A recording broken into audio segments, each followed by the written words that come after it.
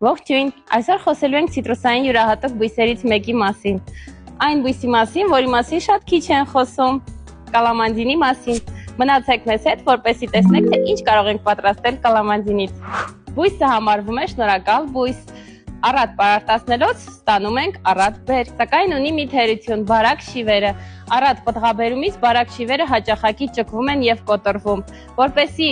թույլ չտանք այդպիսի բույսի վնասումներ, ապա օգտագործում ենք նաև շպալերային համակարգը։ Շպալերի վրա ամրացնում ենք գեղեցիկ այս շիվերը, որպեսզի պտուղները ինչքան էլ ծանր լինեն, չկոտրվեն։ Խնամում ենք մյուս ցիտրուսայինների նման առատ լուսավորություն եւ բարձր խոնավություն ապահովելով։ Եկեք միասին պատրաստենք կալամանդինի մուրաբա։ Գայլ առաջին կալամանդինները լցնում ենք եռացող ջրի մեջ եւ պահում կես ժամ։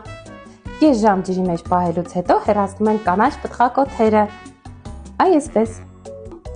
Այս տարբերակով մուրաբա կարող եք պատրաստել ցանկացած ցիտրուսային պտուղներից։ Մաքրելուց հետո խառնում ենք 1:1 հարաբերությամբ շաքար, օրինակ 1 կիլոգրամ կալամանդինի խառնում ենք 1 կիլոգրամ շաքար, որի վրա ավելացնում ենք 250 մլ ջուր։ Այս վիճակում թողնում ենք 1 ժամ, որից հետո դնում ենք կրակին եւ եռացնում ենք ընդամենը 5 րոպե, որից հետո արդեն պատրաստ է, վայելում ենք։ Շատ համեղ է, փորձեք եւ չեք փոշմանի։